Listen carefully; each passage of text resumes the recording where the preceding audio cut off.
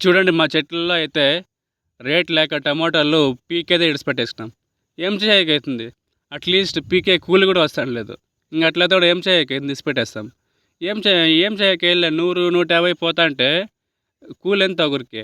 350, 400 రూపాయలు ఇయ్యాల. మోసే వాళ్ళకైతే 500 రూపాయలు ఇంకా ఇయ్యాల. ఇట్లా రేట్లు పోతాంటే ఇంక ఇడిసిపెట్టేకి ఏం చేయకైతుంది? చూడండి తోటంతా రాలిపోయిండాయి.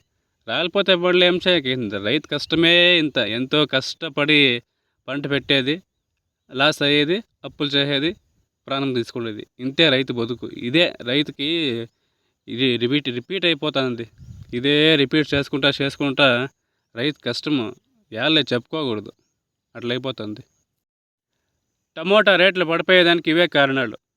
రైతులు యాడ చూసినా చానా పెట్టేసినారు. ఫస్ట్ ఒక గదిని పెట్టింటారు. మళ్ళీ అదేమన్నా దాంట్లో రేట్లు రాకపోతే కానీ నెక్స్ట్ అదనైనా వస్తుందని పెట్టేస్తారు. ఏమవుతుందంటే ఒక అదును రాకపోయినా కానీ ఇంకొక అదును వస్తుందని పెడతారు. కానీ 2 అదునులు వెళ్ళిపోతాయి. చాలా మార్కెట్కి చాలా కాయ వస్తుంది. అది మళ్ళీ వీళ్ళు కొనేవాళ్ళు లేరు. ఇంపోర్టు ఎక్స్పోర్టు తక్కువ. అట్లా అయితే రేట్లు ఏడుంటాయి? చాలా కాయ అయితే ఉంది. దేశంలో చాలా కాయ అయితే ఉంది. ఇంకొకటి ఏమంటే వానలు పైన ఇంకా అధ్వానం అయిపోయా. చాలా చూడండి, మేమైతే పీకేదే ఇడిచిపెట్టాయినాం. దీనిలోనే ఇడిచిపెట్టాయినాం. చూడండి.